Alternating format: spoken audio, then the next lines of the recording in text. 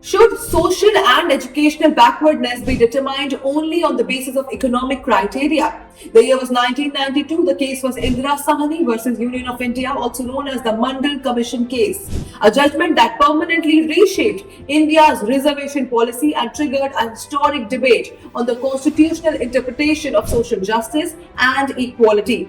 The story begins in 1979 when the government of India constituted the Mandal Commission to identify socially and educationally backward classes, OBCs. After years of extensive study, the Commission recommended that 27% reservation to be provided to the OBC communities.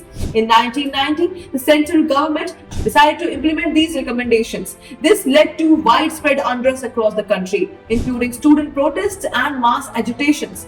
Against this backdrop, the matter reached the Supreme Court of India. The petitioner Indira Sahni raised key constitutional questions. Is OBC reservation constitutional? Can caste be a valid basis for determining backwardness? Can total reservation exceed 50%? In its historic judgment, the Supreme Court clearly held that social and educational backwardness is a real phenomenon, and the welfare-oriented nature of the Constitution recognizes it. Accordingly, 27% reservation for OBCs was upheld as constitutional. However, the court ruled that the benefits of reservation should not be extended to the creamy layer within OBCs and that reservation in promotions would not apply to OBCs. The court also laid down that 50% ceiling on total reservations, stating that reservation beyond 50% would be permissible only in exceptional circumstances. Later, the 77th Constitutional Amendment allowed reservation in promotion for SCs and STs but not for OBCs. This topic is directly related to UPSC GS paper 2 Indian Constitution. And now, here's a question for you. Under which fundamental right do the provisions relating to reservation fall?